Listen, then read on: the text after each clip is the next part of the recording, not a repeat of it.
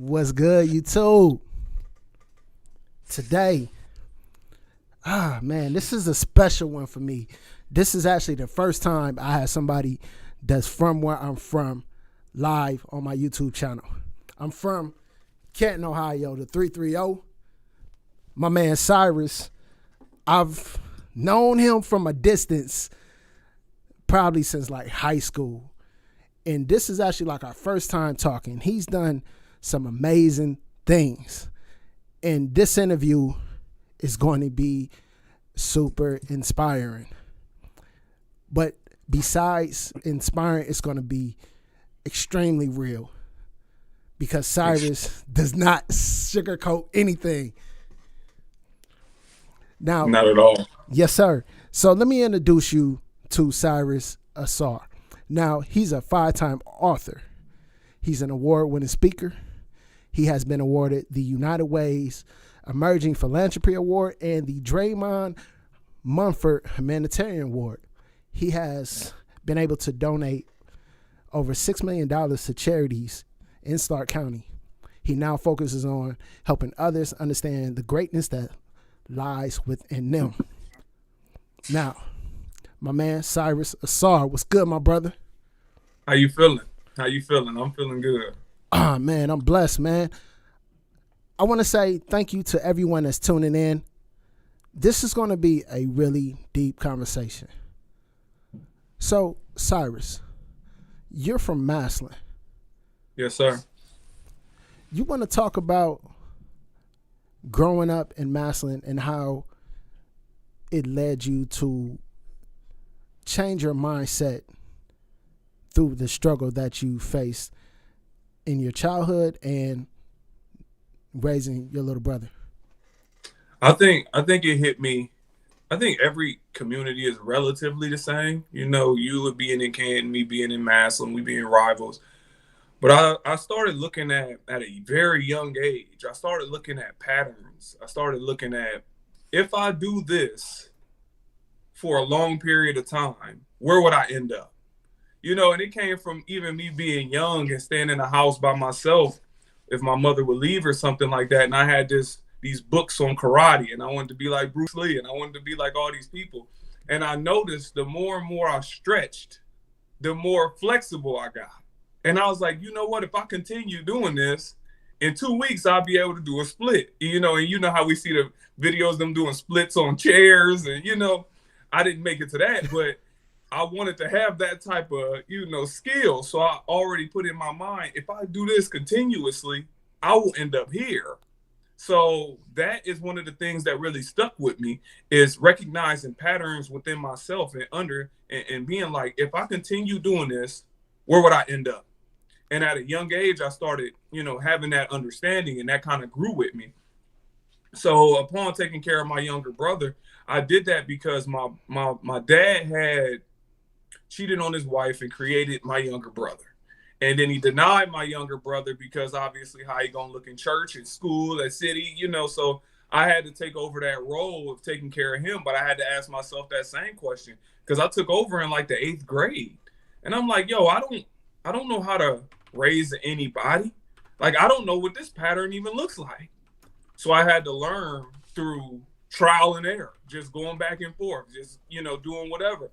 And I think one of the biggest lessons, this is one of the key lessons it's a couple that was key lessons in my life. One, I had one of the worst attitudes of all time, a horrible attitude. But I had to understand that attitude came from that lack of love that I didn't feel from women. Like my mother running the streets or whatever she was doing at the time. And I didn't feel like she loved me. Therefore, I was lashing out to other people constantly. And I wouldn't see my mom, although she's 5 minutes away. I'm not seeing her for, long periods of time.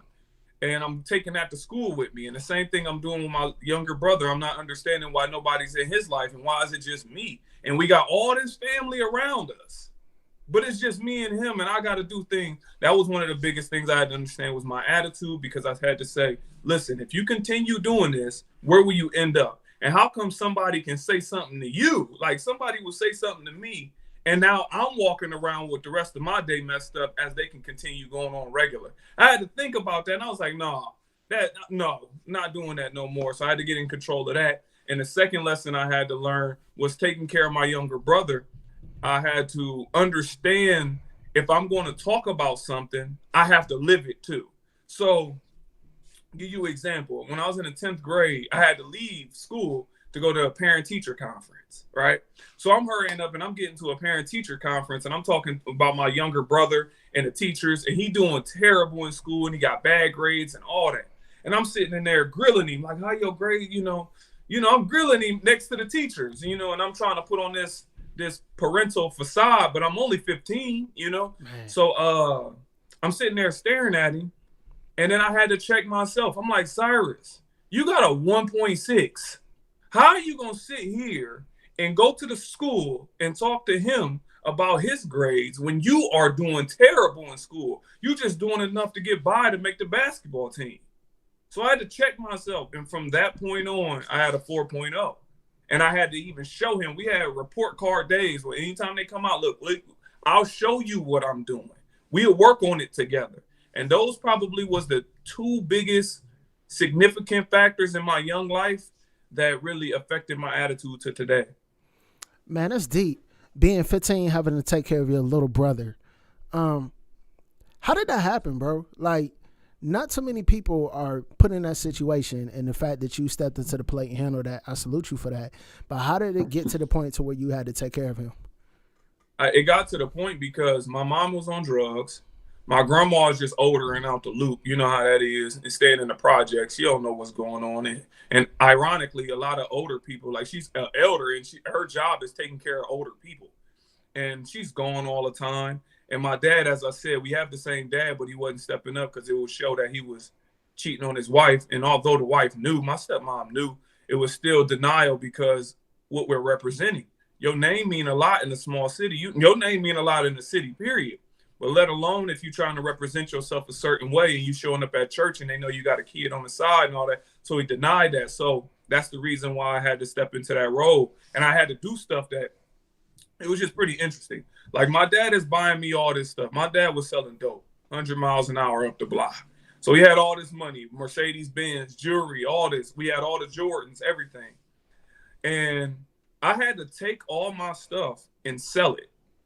And then take all the things that I sold, get that money. This was 9th grade. Get all that money and then use that to take my younger brother school shopping. So then I had to go to I had to go to Burlington and Belton. Yeah. They don't know about that, but Burlington and Belton. I got on the SARTA and I ended up getting one pair of black pants for him, one pair of black pants for me. One black long sleeve. We had to, get this rotation. So when we wear the same stuff all the time, people ain't gonna clown us. Then I got some of those $20 duck boots, the ones that got all rubber. It's just all one piece of rubber. I got him a pair, I got me a pair. And start doing that. And that's where the humility come from. And that's the reason why I had to take over taking care of my younger brother. Man, it sounds like through that experience that really molded your mindset to where you are today. Now, being that young and then being faced with the world and becoming an adult, how did you leverage that? Because I remember, I know you as Cy Harp, and now who you are today, man, it's magnificent to see because, you've done a bike ride from L.A. all the way back to Massillon. And can you kind of talk about that? Because I tried to research it, didn't really see nothing on it, and I think the fact that you accomplished that is something that may inspire other people as well. Yeah, when being out here, we're gonna touch on the story between that because it's a lot to get to that point. Okay. But to speak on it specifically, the bike ride, I was talking to one of my friends, Norris Cole, if you know him. Yeah, I know Norris played ball. Yep. Yeah. I was talking to him and I was like, bro, I gotta figure out a way to bring more attention to what's happening to these kids that's getting swept under the rug.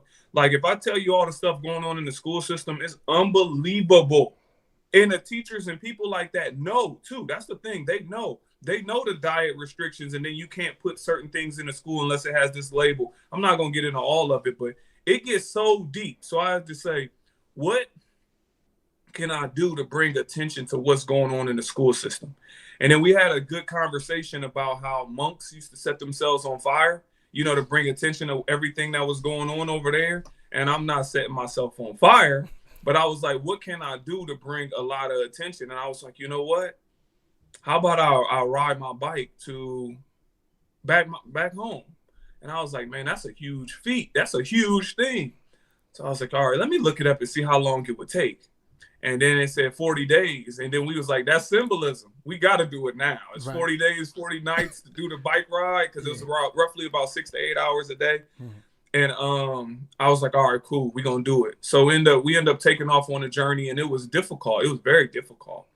And we didn't let people know when we left, because I didn't want people to know, oh, I'm about to be out my house for 40 days. Right. You know what I'm saying? Right. Somebody will get you. So by the time we showed up, we got all the video, we got all the pictures of the journey, the full journey. But by the time I get into Massillon and we set up everything with the Boys and Girls Club and the mayor and downtown rec center, etc., my brother died that morning. Like the morning I'm getting in, my brother died. So as I'm going into the rec center, I'm thinking about all this, and then we doing all the photos and everything, and all the photos got all my family crying in it. And I was like, now how can I post this? Because they want to post the journey and the finish, but in the finish, I got family members hugging and we crying and all, and I'm just like, I'm gonna eventually post it. I just got to figure out how I want to go about it, or how I want to convey the story in the true form, because it was just a heavy load to do something like that and then get in and your brother died. Then you start thinking heavy things like, what if I'd have got in a day earlier? Would I have seen him before he passed? Just all those different types of the things that go on in your mind. But yeah, I did that 40-day bike ride to bring awareness to the things that's happening to kids in school. And that comes from me touring. And I spoke at about 70 schools in 1 year. Man. And the emails that I'm getting stuff like, what do I do if my father is beating my mother and I can't go to the police because they're going to put us in foster care? Like, why is God waking me up every morning? I don't want to commit suicide, but I don't want to wake up tomorrow. It's just all those things that I was getting. And I was like, I have to bring awareness to this to the best of my ability. And that's what the bike ride was for. Man, that's deep, because to see youth going through that and to hear how much work you putting in to help them through that struggle. Cyrus' contact information is in the description of this video. I follow you on LinkedIn. I follow you on Instagram. I follow you on YouTube. You're consistently putting out content that's realistic and down-to-earth, practical ways to overcome, let's say, suicide, or to overcome depression, to overcome this struggle of social media drowning people out. For because even adults deal with this. For people that are looking at, let's say, social media and comparing themselves to other, what advice do you have around that? I love that. I think comparing your real life to a falsified life, you're not going to win that battle. You're not going to win that battle. Let me give y'all some real information. Like when you see a lot of these rappers or a lot of people in general, they don't have it like we think they got it. So what they do is this. I'll give you a few ones.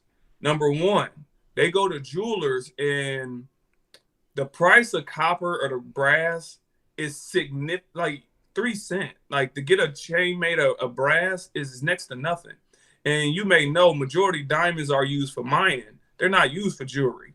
So you can get a mining diamond. That's a real diamond, but it ain't worth nothing. It ain't worth nothing. So they will actually get a brass chain double dipped in gold with mining diamonds. So it looked crazy, but the joint is only like $400, $500.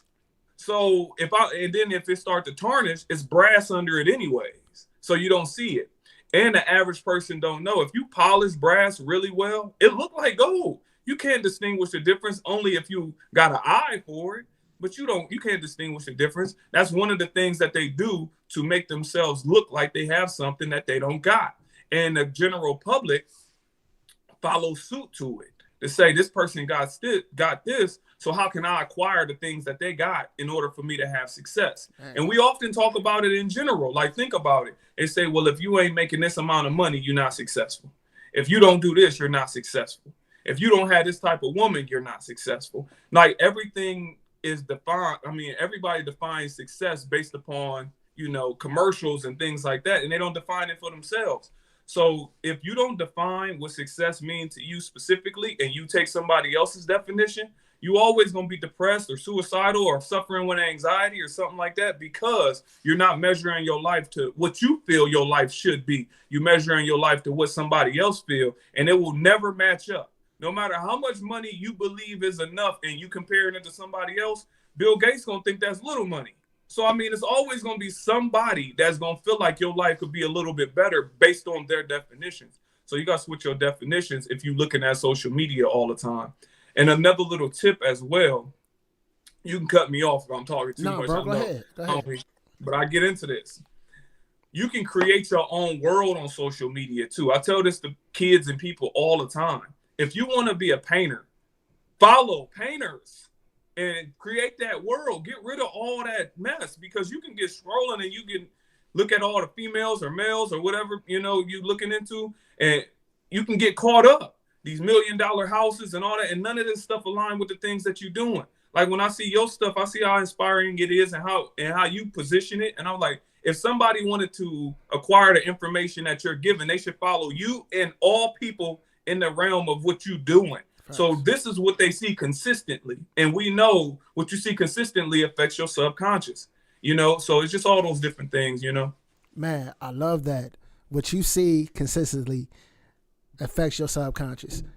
I love that, because I think a lot of times, and I hate this, but I don't really look at my timeline, because I follow people that inspire me, but sometimes they'll post, let's say, political views, or they post, they post everything about them winning, right?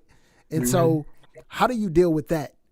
If you want to follow somebody, but all you see is their successes, you know what I mean? That can kind of get you down and knock you off course. How you deal with seeing people constantly posting winning? No, I mean, I don't mind somebody winning, when they tell the true story.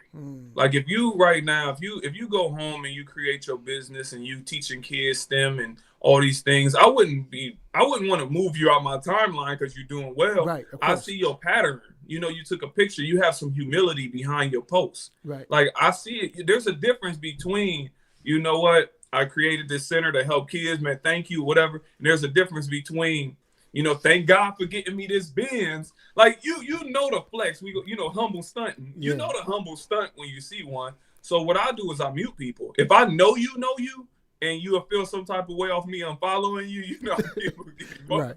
They get emotional about that, then I'll mute you. I'll be like, I'm cool. I just don't want to see that. So I make sure my timeline stay with people that will motivate me in a positive direction. For sure. I'm going to ask you a question. How do you define success?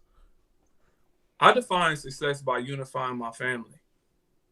Like for me, I grew up with 3 families. Like my Harper side of the family, which is my mother's, my father's, who was Keys, and then it was Gilmer, which was my stepmother, and my brother, and my other brothers, etc.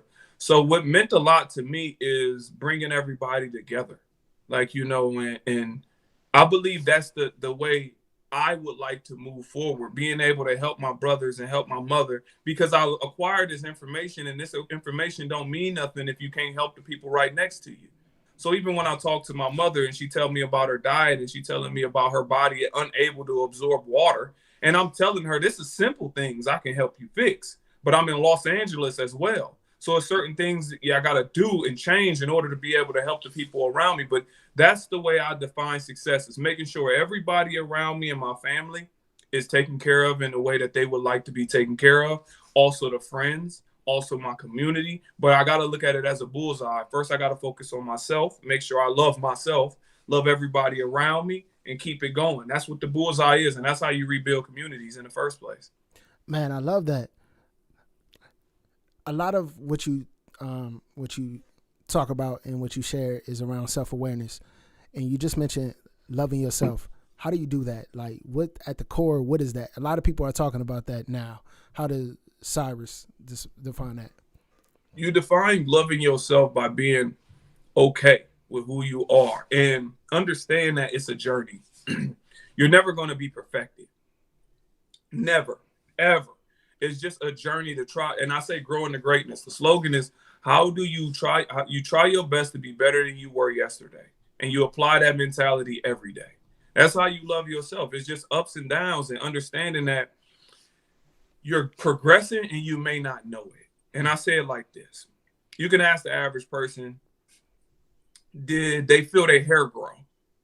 You never felt your hair grow. Your beard started off small, but over time it grew. You didn't feel it, but it progressed. That's the same thing that happened to us when we try our best to be better than we were yesterday. We progress, we just don't feel it. And I can give you an example. Would you date the person you used to date in the past? You know, the average person is like, no. And that's usually some type of a reflection of where you were versus where you are now. And I think that's the root of loving yourself, is being okay with the slow progression and understanding that you're trying your best to be better than you were yesterday. Thank you for that. Now, your whole thing is growing to greatness. You got merch on it, Yes, which sir. I love. I need to cop some. Now, the question about growing into your greatness, we got a new year coming, right? New year, new me. How do you set sustainable goals going into a new year to grow into your greatness? For me, the year doesn't mean much. You know, I said my goals like way out. I got goals already set for, you know, when I'm 50. So I'm just more or less lining everything up. So, but I will say this for people, anybody that want to write down their goals for the year, or they want to, I say map out, what is it that you do want to do? So let's say your goal is writing that book. I tell people, you don't have to write the book tomorrow. So if you write the book, and let's just say you map it out, say you want to write a book, you want to map it out and say, I want to have 10 chapters.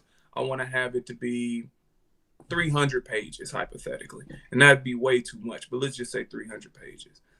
I'm like, don't you realize that that's only like writing one Microsoft page a day? If you look up at the end of the year, you got a book. There's no need to have it immediately. So I'll say the same thing with your goals. Whatever you got mapped out, I say just stretch it out and take little pieces of it. You look at a wall, you go brick by brick.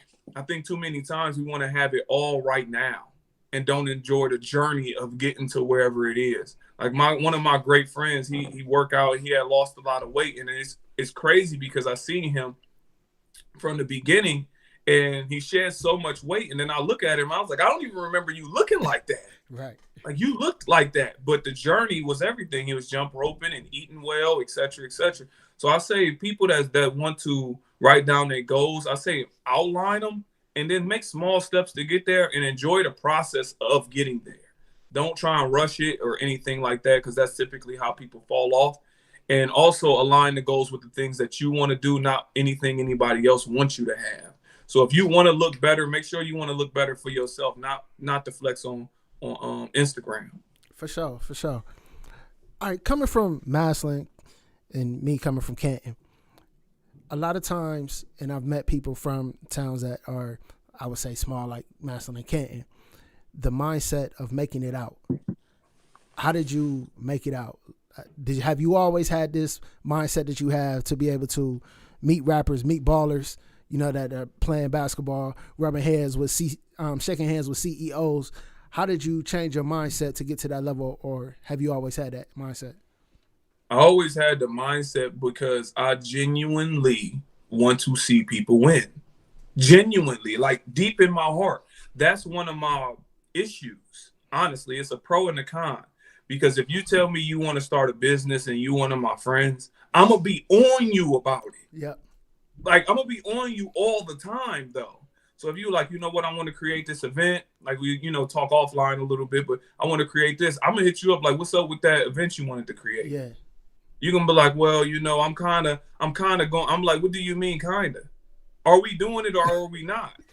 Then I'll put you in a real pressure situation. And I'll put my friends in this situation. Like I told my brother, he said he wanted to create a clothing line, right? And we got this philosophy, like, there's no need for me to have Nike. There's no need for me to have anything if my brother makes it. Yep. Period. So all my family, friends, they all got growing to greatness. And I'll feel some type of way if they got Nike or something like that. That's just our philosophy. I'm going to eat at your restaurant. I'm going to do all that, right? So Dang, I lost my train of thought. What was he talking about again? So I can get back to it. Nah, man. Hey. Oh, coming from the small city. Yeah. Mentality. So my brother wanted to create the clothing line, and I told him this. Look, I'll give up growing the greatness. You can have it. You can have it. Because this is not, I do this for branding. I don't want to have a clothing line. So I said, you know what? You can have it. You can have growing the greatness. You can have manufacturing. You can have, if you don't want growing the greatness, you can have whatever clothing line you want to have. I'll take the money from growing the greatness and I'll invest it all into what you want to do. And from here on out, I'll just wear your clothing. But I need you to do some research. I need you to come up with half. If I'm about to give you $5,000, I need you at least to come with the other 5. I need to put hurdles in your way to know how serious you are about it. Yeah. I'm still wearing growing the greatness.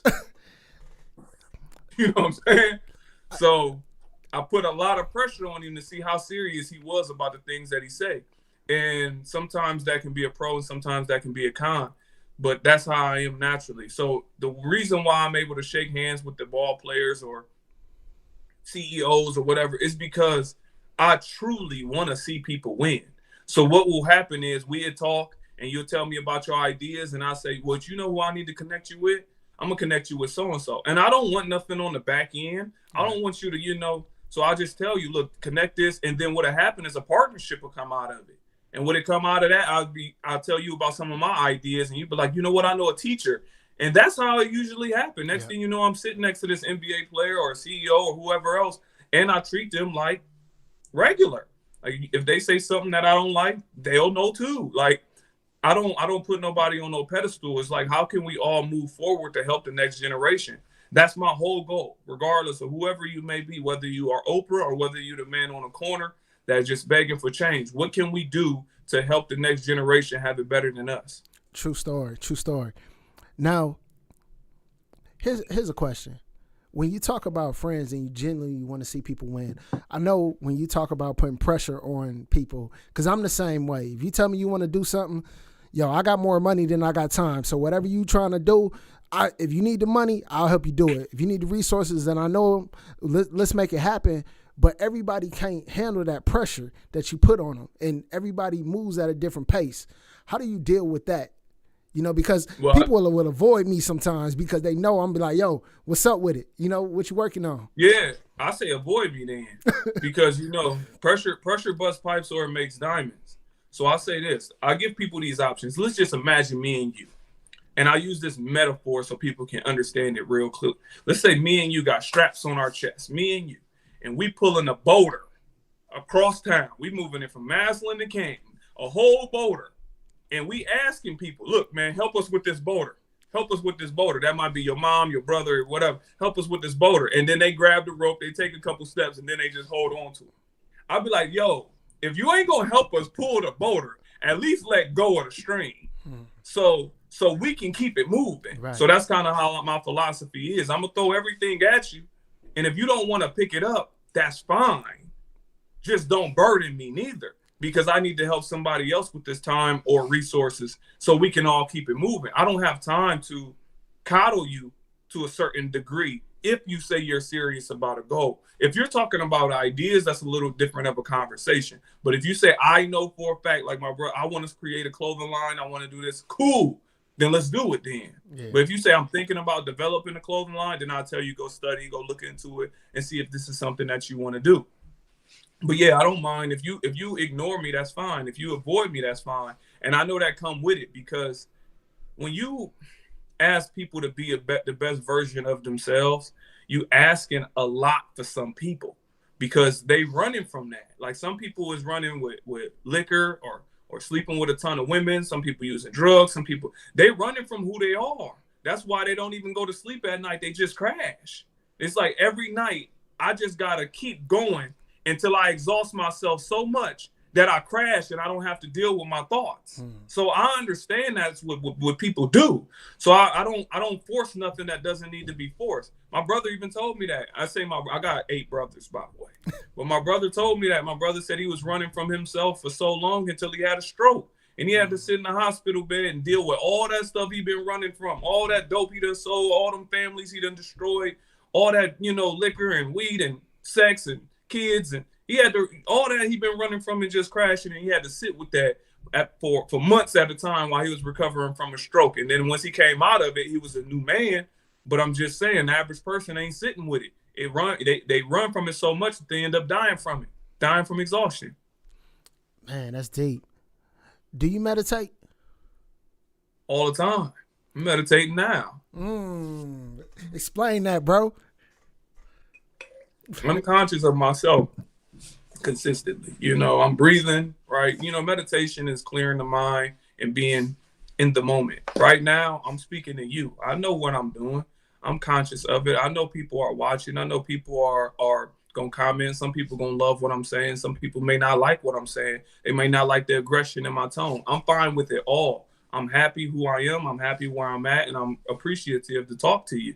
Even when you ask me, you like, how much time you got? I'm like, as much as you need. Man, that's all love, bro. Like, yeah, this means a lot to me, man. I appreciate it. I do appreciate it. Shout out to everybody in the chat, all the moderators. We're here with Cyrus Ausar. He's a motivational speaker. He's a 5-time author. He's from my neighboring city, Massillon, Ohio, 330. He's done some great things throughout his short lifetime. He focuses on helping youth and adults, but mainly youth, finding their own greatness and overcoming the struggles that they have, whether it be suicide, whether it be depression. And through that, he has been able to donate over $6 million through the United Way to help the youth in Stark County. And man, like, he inspires the mess out of me. All of his contact information is in the description.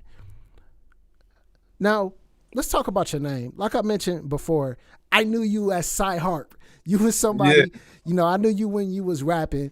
Well, I can't say I knew you, but I knew you from a distance. I think we know probably some of the same people. I followed your content because I was rapping at one time, and I'm like, all right, who in the city making moves? And so, like I said, I knew you as Cyrus Harper. What happened with the name change? Well, the name change was a spiritual thing. And when I looked up the name Harper, I seen that he was a slave owner, just like a lot of our last names. And I started doing my research into names. And any culture you go to, the first thing they do is change your name because they understand a name is an affirmation. Just like Dwayne, the do means something, the aim means something, and it all comes together, right? So just like Cy and Russ, it's all, it all has a breakdown to whatever it means. So with Harper, and in the military, they understand it too. That's why they call you by your last name, right? Because it's an ownership of property. I'm giving all this background to say the reason. Same thing with getting married. You take on this person's last name. And the same thing with family heritage is defined by its last name. So as I looked into Harper, I'm like, this is, it was a slave owner. I'm not about to get into all the history of it. But every single time I achieve anything, sometimes it'd just say Mr. Harper. And I'm like, this is not me. Who is Mr. Harper? Like, I know I accomplished this, but no. So I was like, you know what? If I want to set my next generation up, the family, friends, all these people that I want to set up, especially if I have children, all that, then I want to give them the best opportunity to move forward in life from a higher level than where I started. So I looked at a name and I was like, well, every time somebody called me Harper, they're affirming something into my life. They're passing on some energy. So I was like, I got to change that. I was like, I don't know what I'm going to change it to. And I talked to one of my best friends. He was like, it'll come to you. He's a priest. He was like, it'll come to you. I was like, all right, you know what? And I was like, you know what? Let me do some research on Cyrus. What is the name Cyrus? And it was like Cyrus. See, why do you sound like an S in the name of Cyrus, the spelling? And I was like, okay, that's pretty deep. And then prior to that, it was Osiris. Cyrus the Great and King Cyrus and whatnot. And prior to that, it was Ausar. It was an Egyptian name, right? The Egyptian king. And Ausar mean God and king and, you know, all these different types of things. So I looked into Ausar, and it was Ausar and then Auset. And then after that, it became Isis and Osiris. And some of y'all may know the story. If not, y'all can look it up. And then I looked at what Ausar did. And he traveled and spoke to people and enlightened them. And I was like, this is crazy, because my bro told me that it's a spiritual journey, you know? Right. So I was like, you know what? I'm going to take on a name to reflect where I came from to where I am now and where I'm going. So that's the reason why it's Cyrus Ausar, which is really like Cyrus. It's the same name. It just got changed over a period of time. So Ausar's journey got changed over a period of time to, you know, what I'm doing currently. So that's the reason why I changed my name to Cyrus Ausar, and you the first one that got that story. Man, winning out here, bruh. Nah, that's extremely powerful. I think in the age that we're in right now, more and more people are finding out their true name, their true meaning, their true self. And you seem to really focus on being a whole person and finding your inner man rather than your outer man. I admire yes, that. Sir.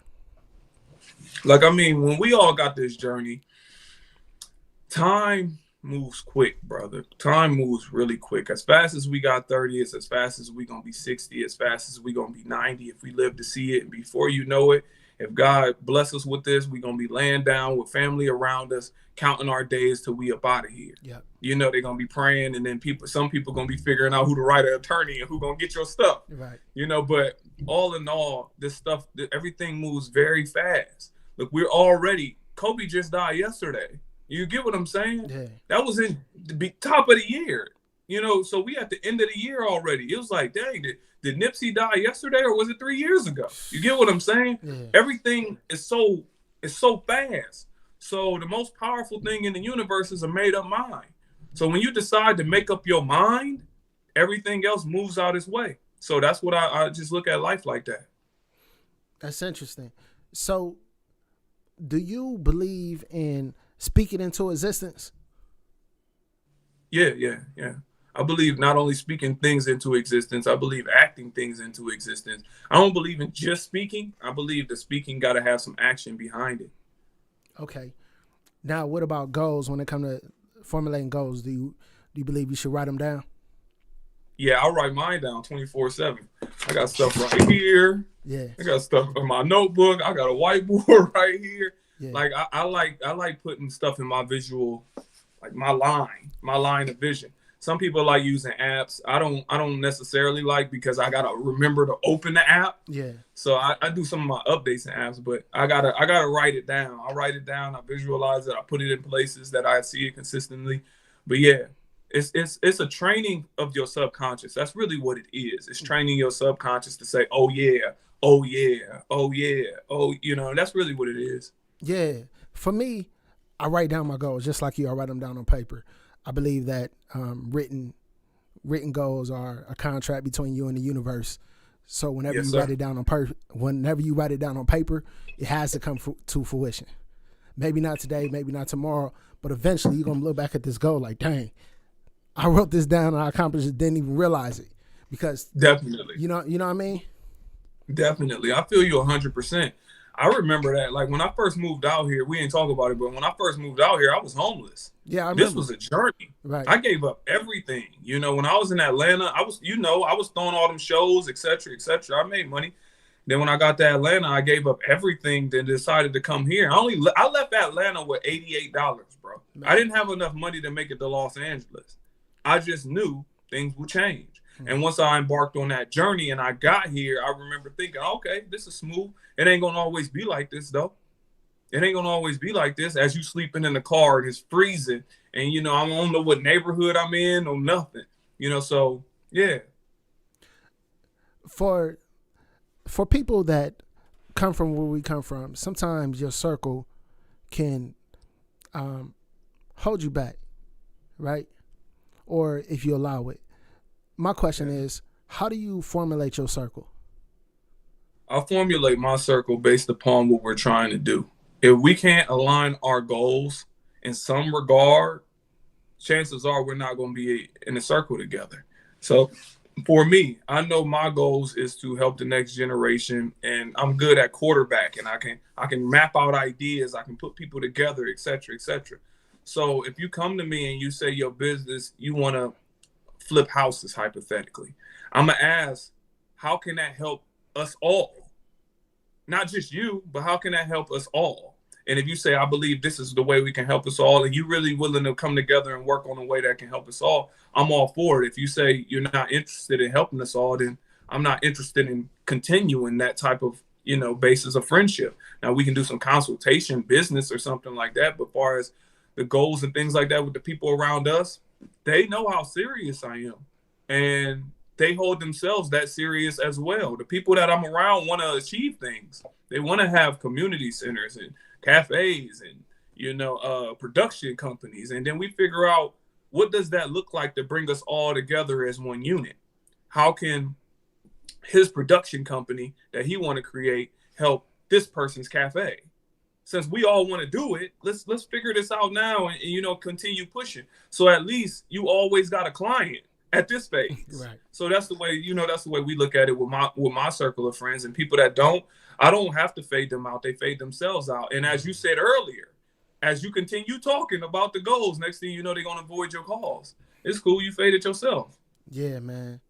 It hurts sometimes, people that you want to take with you, but they just can't go with you.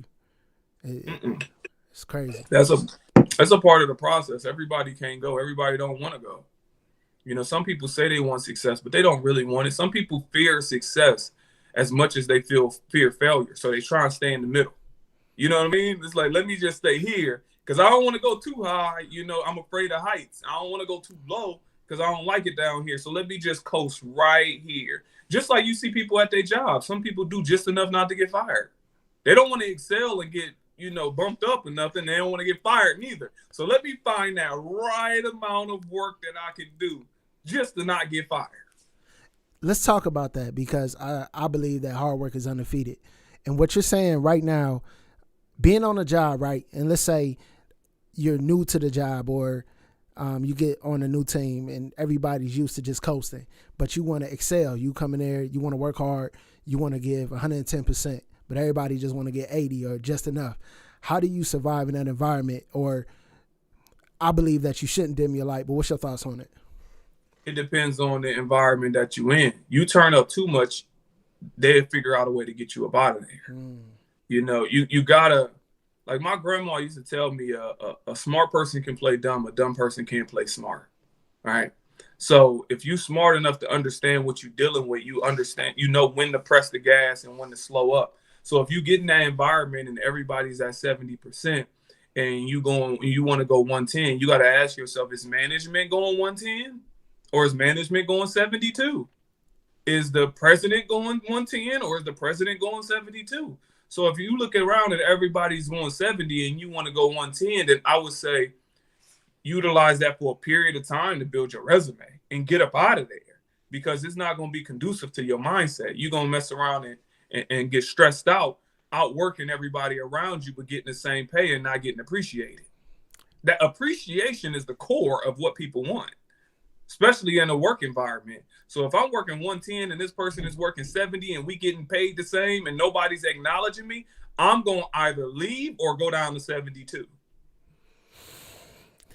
Yeah, I love that advice. Now, everybody doesn't have the courage to leave a job.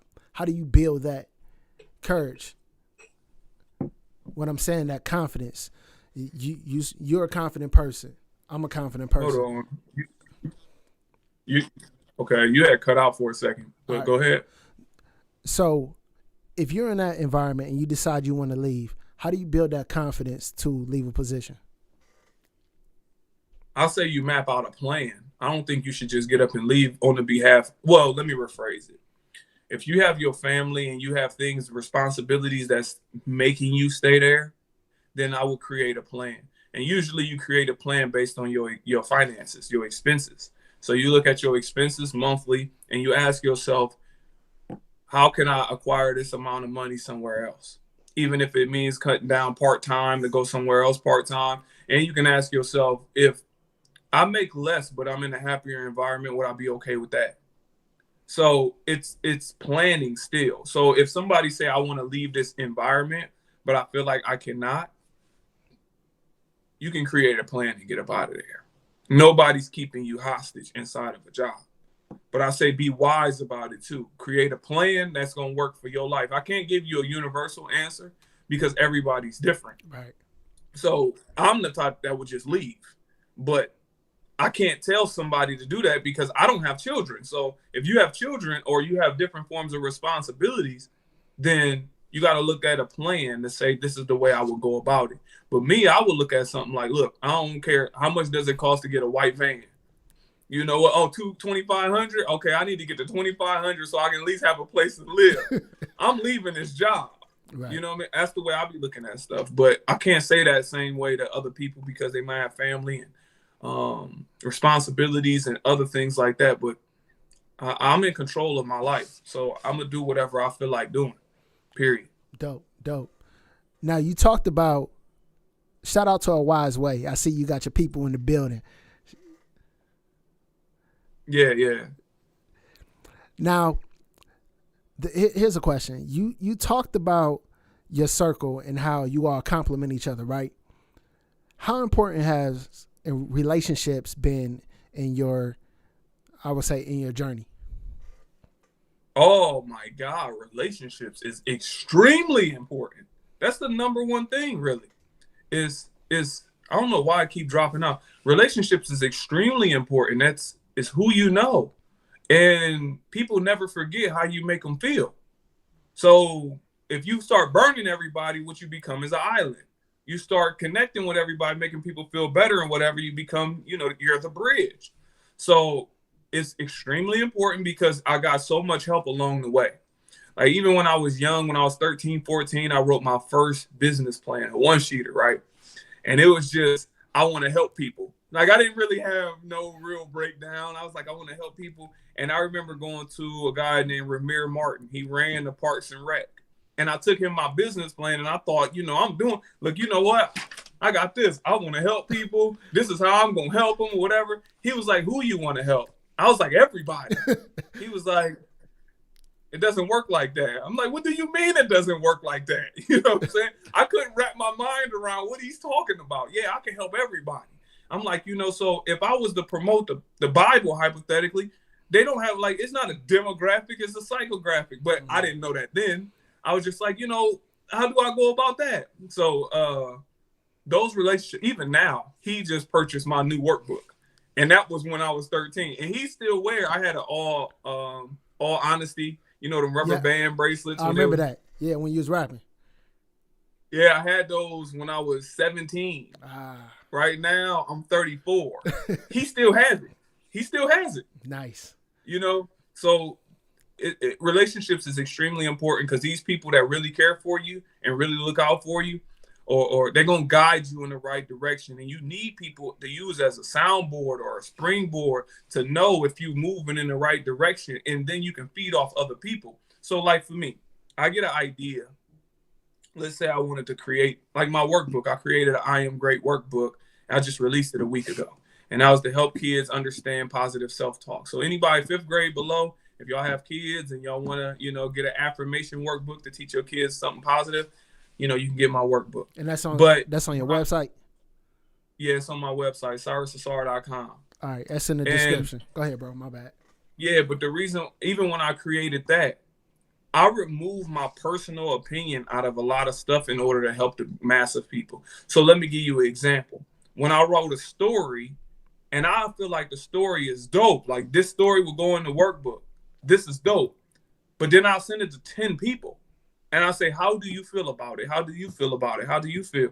And then I'll take the collective agreement and then decide how to move forward. I don't have no ego. So some people, if everybody say, if 8 out of 10 say I really like the story, then it's sticking. If 4 out of 10 say I don't really like it, 4 out of 10 say this cool and the other one say that, then I'm going to change the story until I can get everybody on the same accord, because I know this person got a kid. I don't have one. This workbook is for kids. This person is a teacher. This person. So their insight is necessary for this tool to reach the greatest amount of people. And upon building that, I appreciate their support and I appreciate their insight. So I end up sending them workbooks. I end up sending them t-shirts. I start, I just really care. And that's really the root. Like, I don't believe I'm the greatest businessman or the greatest marketer or any of that. I just truly care about people winning. That is all. And everything else just fall in the line. But yeah, the relationships are extremely important when you're doing business or life. Yeah.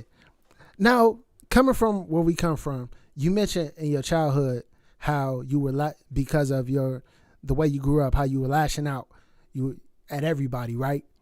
Yeah. Now, how did you overcome that to learn to value relationships and then to be able to build relationships?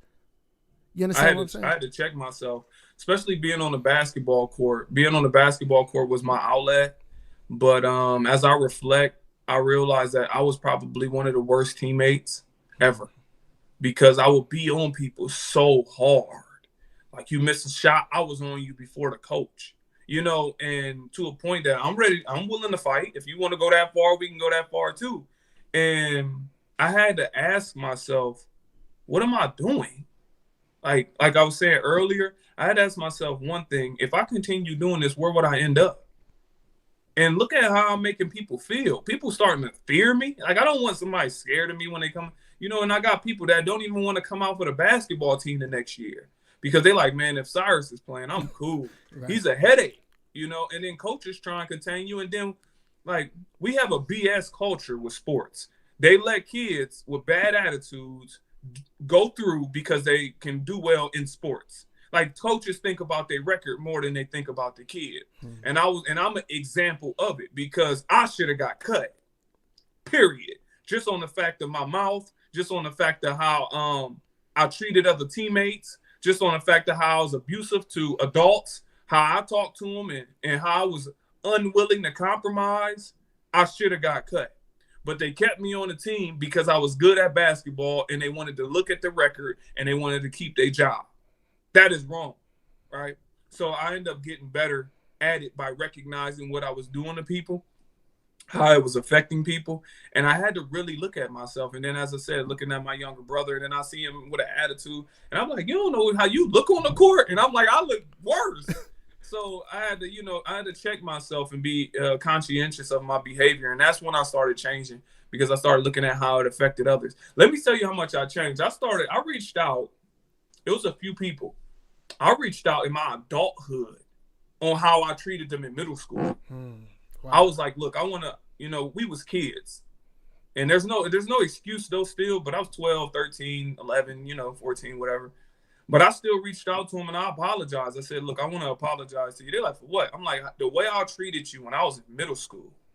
They was like I was like, listen, I know there's still some fear in your heart. I know what I know what I put in there. And I want you to know that it should not be in there because I was wrong. You're just reacting based on your characteristics. If you're not an aggressive person and you don't like you're non-confrontational, you don't like violence and all that, fear is okay. It's a tool to protect you, so I understand it. So I'm not supposed to be the person that lacked fear and then I use that as a tool to manipulate people around me. That is wrong. Right. But I was doing that in the middle school, so I had to go back and apologize to certain people 10 years later because I felt like ain't no telling how this may have affected their life later. Yeah. Ain't no telling what if they had children, I got children, and they coming up to school together and they find out, oh, Cyrus is your dad? You get what I'm saying? Yeah. I remember Cyrus very well. Right. No. You know what I mean? So I gotta clean up. I gotta right all my wrongs in life, period. Yeah. Even if I took something from you in the sandbox and I remember it, then I'll make sure it's right. I feel it, man. I respect that. Salute to you. Yeah, I respect that. Yeah. I get a lot of questions, especially over this last month, around mentorship. Do you have a mentor? And if so, or if not, what do you think of mentorship? I have many mentors, but they're for specific things. So one of my great friends, he's a priest and he's more like a spiritual mentor. So I'll talk to him about that, like, how I feel spiritually. I got another guy that's for business, and he's more like a business mentor. But I'll say mentor very lightly, because we aid each other. So although I say more like close friends, because although he helps me spiritually, I help him with how the world is, because I'm out here 24/7. So even when the one in business, he helped me with business, but I help him with his body and mind, far as things he can consume and how to maximize himself and oxygenate the cells. And so yes, I believe in mentorship, because there is some younger kids that I mentor as well. But primarily mine's is more or less like a balanced relationship. We can use the term mentor because they do mentor me in that field, but it's more of a balanced relationship. And the younger generation coming up, yeah, I do believe in mentorship. I strongly believe in mentorship. Dope, dope, dope. Yo, this has been an excellent interview. I told you I'll keep you an hour, and we about at that hour. I want to look at the chat and see if we have any questions. While I'm letting everybody know who you are, could you see if there's a question in there that you may want to answer? And if you have the chat up, do you got it up? Yeah, I got it up right here. All right, so if you all have a question for Cyrus, please leave it in the chat. If you all have not been, or if you just tuned into this interview, I'm interviewing Cyrus Ausar. He's a 5-time author, award-winning speaker. We're from the 330, pretty much the same area. He's done some tremendous things throughout his life around helping the youth and adults with suicide prevention and depression. This has been an extremely inspirational and informational interview. I've been able to take some things for myself. But either way, his contact information is in the description of this video. Check his website out. Follow him on Instagram, on LinkedIn. He shares some amazing content that can give you practical advice to avoid suicide, to overcome depression, and also to just stay motivated. If somebody asks, do I do any mentoring myself? Yeah, if somebody go to my website, I do one-on-one sessions. So I do a ton of one-on-one sessions. I do group meetings. I do pretty much everything. So if you go to my website, you will see, because I help people deal with their depression, their suicide, their direction in life, and how to understand how to move with everything going on right now. So yeah, I do mentoring myself. That's dope. Life coaching, because you seem like you'll help people stay in line. Yeah, it's life coaching. You can say that. I kind of don't like the terminology. Yeah. I kind of don't like the terminology, but yeah, you can say that. Because I mean, everybody's life is different. For sure. I see Alyssa Valeros. The question is, where can somebody start who wants to grow into greatness? Somebody can start with where they at currently. Like right now, you can start. You can make a decision. As I said, a made-up mind is the strongest thing. Whenever you decide that you're going to do something, and you say it with conviction, even with yourself, or like, this is what I'm going to do. That's where you start, with yourself inside. You can't really get it from nobody else. Nobody can really teach you. It's just you deciding that you want to change. That's how you grow into greatness. That's how you become the best version of yourself. It's just a constant thing. How do I become better than I was yesterday? You measuring yourself based off of you. And the reason why I say, how do I become better than I was yesterday, is because you question your behavior and things that you could have done better. It's not about nobody else. It's about you. And you'll see that bleed on the other things. Like, let me give you an example. Me constantly trying to better myself and doing these videos to help people. Like, if anybody follow me, I release about 3 videos a week on YouTube. On top of that, the videos on Instagram, etc. But somebody that was following me truly loved my content. And my mother was wearing a Growing to Greatness shirt in Maslin. And that person ended up giving her free food. And that always blew my mind, because he gave my mother free food based upon how he felt about me, by me just living my purest form. So imagine if I was an a-hole or something like that. He could have slam dunked something in my mother's food. Right. He didn't have to give it to her for free. He could have just said, I appreciate what your son is doing and keep it moving. But the way I made him feel by just being pure within myself made him feel like he can show his appreciation by giving something to my mother. And he didn't follow up to say, I looked out for your mom. He didn't say it because he could have. But my mother told me, like, it was this kid, blah, blah, and I was like, this is amazing. Just by being the purest form of yourself, that's how you inspire the world. If you look at Kobe Bryant, he played basketball and he devoted his life to it. And he was great at it. But what he created was a moment for me and my father to go watching. He didn't think, let me be great at this so I can perform in front of Cyrus. You know what I'm saying? Right. It was just something he loved to do. And then it created experiences for other people and or opportunities. Think about this person perfecting their craft, and then now they do so well that they're able to give everybody around them jobs. Right. Like, it started off somewhere. Like, you start off rapping, and I start off rapping. If I make it big, I'm able to employ my brother. Matter of fact, look at LeBron. And then he able to employ all his friends, create a school, create this, do partnerships with Walmart, and all these people based off of him playing basketball and being really good to it and devoting himself to that craft. So that's where you start. You start with yourself and you try to grow as organic as possible in a direction that you feel is the best for you. The janitor at school is saving kids from twisting their ankles on that slippery basketball court. Yeah. The ones that like doing their job. So you just never know. Because that janitor that's sweeping the floor, you hooped, didn't you? Yeah. But that janitor that's sweeping that floor, on a good floor, your crossover is better. True story. Versus a slippery floor. Yep. So now I can put up more points to get more college looks. It's a ripple effect. Yeah, I'm going to take a couple more questions. You got time? I got time. All right. Man. I blew out my knee from a slippery floor. You just gave me flashbacks. See? Yeah. True story, though. See? So here's a question from Anthony. Do you believe that each and everybody is designed for a specific purpose in life, spiritually speaking? Spiritually speaking, yeah. I believe that everybody's supposed to do something, but I just don't know what that something is. I believe you find it within yourself. So, yeah, spiritually speaking, I don't spiritually believe that people just got sent here for no reason. So that's just me personally. So, yes, I believe spiritually that people have a purpose.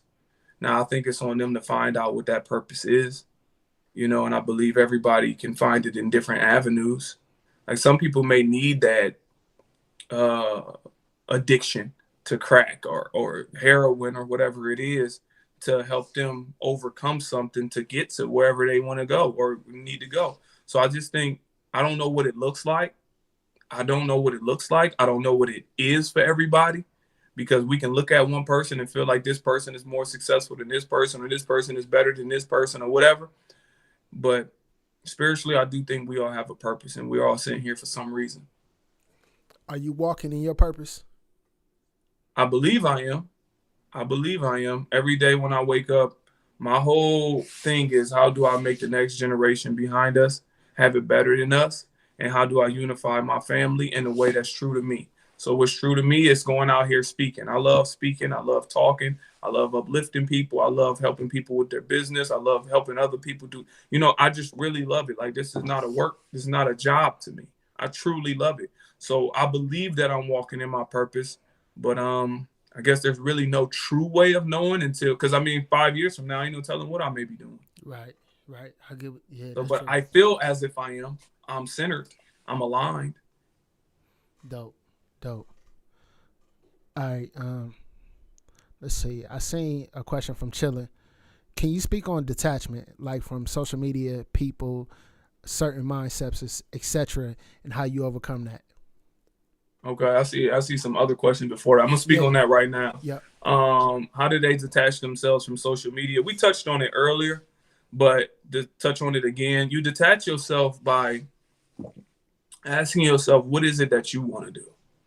So do you want to be an author? As we mentioned earlier, I tell the same story. If you want to be an author, or you want to be in the tech, or you want to be in this type of thing, I say surround yourself with that. Create your own world with social media, and or set time frames for yourself. So let me give you an example of what I did on my computer when I was first adjusting. I set blocks. Like, I set up 2 profiles. I set up one profile that I use for like general, like doing whatever, and I set up a work profile. And my work profile, I blocked all social media and all websites that I like going to. I blocked them all. So when I write my book, or if I do something, because it's easy to just be like, you know what, let me see what's going on Facebook real quick. Right. Boom. Next thing you know, you got 30 minutes on Facebook, and then you 1 page in on your book, hypothetically. So that's one thing that I did. I had to protect myself from myself. So Denzel even said, he said, when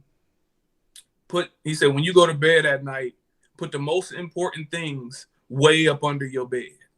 So when you wake up, you got to get way up under your bed to go get it. So it might be your phone. It might be set an alarm on your phone and put it way up under your bed. So when it's going off, it's going to agitate you so much that you got to get up, get on the ground, go up under, and then by the time you do all that, you remember why you did it, what you did it for. So you can create detachment on social media by, just setting a boundary on yourself on what you're going to follow. And if that doesn't work, then you got to prepare yourself from yourself by blocking certain stuff from doing it in the first place. That's dope. That's dope. That's dope. There's another question from Raka Aaron. I believe that's where we're at. It says, is it necessary to watch your back and try to clean a few mess from history? I say I moved from one job to the other, and my relationship with some people was not the best, or I just watch my next steps. I think that's a good one right there. I think it's a good question. For me personally, I try to make sure I'm on a good accord with everybody. So if I left my last job and things wasn't so well, I would at least clean up the things that I know I did wrong. If I played a part, if somebody else was just completely wrong, like, they fired me or whatever for something that I didn't do, I can wash my hands with that and keep it moving. But if I know I did something wrong, like, I know there's always 2 wrongs, they did something that may have provoked this, that may have provoked that, and we can go back and forth all day. But in reality, I just got to make sure everything is clean for me. So it's not about somebody else. So yes, if I would make things right in my last job from the things I did wrong. So I can only apologize, but I can't say that you're going to accept my apology. So, so that's the way I look at stuff. I clean up my mess. I make what's wrong right as best as I possibly can. I can't force you to accept it. I can't force you to understand it. This is just something I do for me personally. So if I left a job on a bad note, and it's things that I did do wrong, then I can apologize for the things I did do wrong. And if they accept it, great. If they don't, great. But I'm still keeping it moving. Yeah. I believe in ownership. Like, I got a DUI in my career. I got a DUI. And it's something that I'm not proud of, but I own it. I put it on the application. And if I get asked about it, I'm honest about the mistake I made. And I think if you left a job on a bad record, I think you should own it and own the mistakes that you made in that journey. What you think about that? I agree. As we were just talking about it, whatever you do, stand on it. I say that all the time. Stand on it. Stand on whatever it is that you do. Like, my grandma had throat cancer, right? I told you I'm always brutally open and honest. My grandma had throat cancer, right? And I walked in to see my grandma, and I was like, dang, grandma, you know how you get a soft voice, like, dang, grandma, it's going to be all right. She was like, man, don't dang grandma me. I knew what those cigarettes was going to get me. You know what I mean? Like, well, there it is. Ain't nothing else to talk about. I knew it too. I was just trying to, I was just trying to play my part and try and help you ease. So whatever it is, I say stand on it. Like my dad passed away from, poor habits of eating and stuff like that. And I just remember going to the doctor with him all the time, stroke, heart attacks and all that. And he still want to eat bacon sandwiches. So I used to say, look, if you still want to eat like that, don't complain about what comes with it. So yeah, I always believe in that. Stand on whatever it is that you do and, and be comfortable with it. For sure. Thank you for that. And thank you for that question. There's another one from Black Rain, and this is around your kids' workbook. It says, I know you have your kids' workbook that you just released. Can you explain what the thought process behind that and why you want to have 2 workbooks for kids and then 1 for young adults? Well, the 2 workbooks, the one that just got released, the I Am Great affirmation workbook, it was a tool I wanted to put out to teach kids positive self-talk. Like, I've been working with the Boys and Girls Club since 14. I started my first program at 13, 14 years old, was just getting my friends to read to younger kids. And during that point, I started understanding what kids were going through. Then later on, I'm touring and, speaking at different schools and then doing one-on-one sessions, doing focus group sessions, doing all this stuff. And I realized that positive self-talk is key. It's a big thing. And if you don't acquire it at a young age, they start saying stuff like, I'm just dumb, I'm stupid. They'll say that. And sometimes they say it for attention so people can be like, you're not dumb, you're not stupid. Right. So I was like, let me help kids understand how great that they are even at that young age. So it's coloring in the book to say, I am great. Say it while you're coloring it. It's activities like, see how many times you can say I am great before you blink. Write down your number. See if you can beat your number. You know what I mean? It's practicing affirmations through games. So as you keep talking and saying how great you are, you'll believe it. Right. And start getting ingrained into not only your subconscious, but your conscious. So that's the reason why I created the I Am Great workbook for 5th grade and below. But now I'm finding out older people been using it. I always, that they're like, my 7th grader is using it. Because at the beginning, it's very lighthearted coloring. And I was like, I don't think nobody in the 7th grade want to color and think. That was just my mentality. And they were like, no, they're using it to color, all right. And I created the other workbook. It was a career choice workbook. So it was alignment with A Wise Way. A Wise Way, we interview professionals and use their testimonies to inspire. So what is it like to truly be a doctor? What is it like truly being a lawyer? Or whatever it is that you want to do. So we interviewed all these people to give the person listening what it's like. So I might come and interview you and be like, what is it truly like? Not what the counselor going to tell us. What is it truly like for somebody to do it? And I created this workbook to help kids not only map out their life, but give direction to it. Like, do you need to fill out your FAFSA? Do you need to go to college or do you need to go to a trade school? What do so I teach them how to do it. And that was the goal. Now I find out so many adults is using it because it's a lot of adults that don't know who they are or know their direction in life. So that was the reason why I created both them workbooks, the I Am Great workbook and the Career Choice workbook. Man, that's cool. I'm sure people that follow me may even check that out because, we focus on like getting people in tech, becoming network engineers and maneuvering that field. But I think a lot of times people see the opportunity, but don't understand, may not feel like that it's for them, because coming from where we are from, we see our surroundings, and that's cops, that's teachers, exactly. That's drug dealers, that's ball players. That's all you really see. You don't see network engineers, doctors, and stuff like that. That's all you see. And the career day is the same thing. They just show up with their ties and pass our applications. And then we don't know. It's like, man, I ain't about to work at the hospital. I ain't about to, we don't got too many opportunities, but that same conversation is consistent. Are you going to rap? Or are you going to, sell drugs? Are you going, people got to remember. I tell this to professionals all the time. You got to remember who you competing with for this kid's attention. If you're a professional, you're a doctor, lawyer, you realize your little nephew is watching more cartoons than he is listening to you.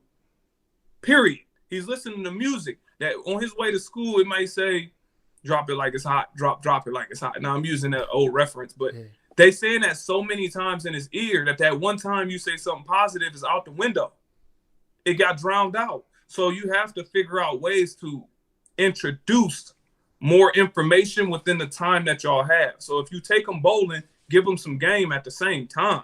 If you can take them to go get some ice cream, tell them to leave the phone at the house. You want to talk to them about something serious and open up about some of the things you're going through and even ask them their advice. Although you may know, just ask them their advice so kids can feel invested into your life to some degree. So they'll feel like I can open up about what I'm going through too. You know how many times kids is talking to me about stuff they will not talk to their parents about? Yeah. It's a ton. And the parents won't even know. And they sitting right there on the couch. They won't even know. You know how many times you see, like you was in Madison County, Perry, they had the 7 suicides. Yeah, And one, like, to have, I ain't gonna get into that. You know Emmanuel Turner? You know Emmanuel? He from Kent. No. Yeah. I don't know. He was talking about that. I think he made a video around the suicide that's going on back home. Yeah, that hurts. Yeah, I mean, it get deep, but I just try and tell people, take out that time with your little sister, brother, cousin, niece, whatever, because, and this is about to get, I'm about to say something really deep, but it's real. You know when your brother is doing bad raising their kids. You know that because you won't even have your kids go over there. Like the kids got to play at your house, right? So you have to be representation of something good in this person's life, or else they can never recognize what is good. So every time you come around, you almost represent Santa Claus or something like that. So since you represent that figure, make sure you get a game too, or else a child won't recognize what is good. And you know they in that household. You know how verbally abusive your brother or son or somebody like that is. And you know, dang, I feel sorry for the kid. And it might be your nephew. But you can't supersede your brother or your sister. You just know it. And that's one of the things we don't like talking about. You know when your family members are bad parents. And realize what them kids are going through. And you can try your best to insert some game or insert some information. Because I know you don't want to supersede, you don't want to step your boundaries, but there is certain things you can do. And if they recognize the good in you, then they'll know what it feels like. Plant those seeds. So, yeah, once they know how it feels, then they gravitate towards what it feels like. So, and this helps young girls. Like if young girls is growing up and all they seeing is different men go in and out the house because their mom is running the streets and stuff like that, what great male relationship did they build? They didn't. So when they get older, how do they know to recognize a quote unquote good man when they see one? And the same thing for a young man with a woman. When you growing up and you see your mom running the streets and disrespecting people or whatever, you start seeking the same type of woman that's like your mother or whatnot. And then you start doing the same thing. So I don't want to make it look like I'm mad at the woman or mad at the man. I'm just trying to give some real perspective on what's happening to our kids and how we can shift this to a positive energy, you know? But we'll be getting in hour 2. We go down that road. Hey man, I could tell how passionate you are about kids, and I admire that. We need more brothers like you to step up and put in that work, man. Salute to you. I appreciate that a lot. For sure, man. Salute. I think we got like one more question, and that question is from CGTN. Could you speak briefly on refining one's fire after losing focus and inspiration? If you lose your fire, I would want to know what made you feel like you had your fire in the first place. Was it motivation or was it purpose? If it was motivation and you lost motivation, then I would ask you the question why you lost motivation. Was it the time shifts? Was it, that he asked a great question. He or she asked a really great question. But to answer that question, it comes with questions. Right. Because I would have to fine tune. What do they mean? Do they mean motivation? Do they mean purpose? Because, oftentimes people don't lose their purpose. But, what is it? I would have to ask a lot of questions. I'm sorry if I didn't answer the question the way you wanted. But to answer it truthfully and honestly with you, I would need to know, what do you define as motivation? What do you define as losing your fire? I would want to understand that so I can answer it better. Let's say it's something you did in your career and you did this for years and you used to love it, but maybe you got in a bad job. Maybe you went through some things in your life and now you're no longer motivated to do it and you just don't know. How do you gain your fire back in that situation? Okay. If I see this happen often, I'm glad you broke it down like that. People become teachers because they really want to help kids. And then as they get to teaching, they realize that the staff and whatnot don't care. So they end up not caring as well. And they're like, man, I got into this because I really love it. I would tell them to refocus on why they got into it. Refocus on why you got into it. Why would you become what you don't like? Why would you reflect what you don't like? So I would tell them to map out a plan. I know I say this often, but I really think as we talk, you got to write things down. Why do you feel this way? Yep. So if you that teacher that lost your fire, or you that person that lost your fire, you ask yourself, what can you do to regain it as far as setting your goals within it? So it may be, you know what? I lost my fire because people in this school don't care like I do. So how about things like setting up an after school program that you can control?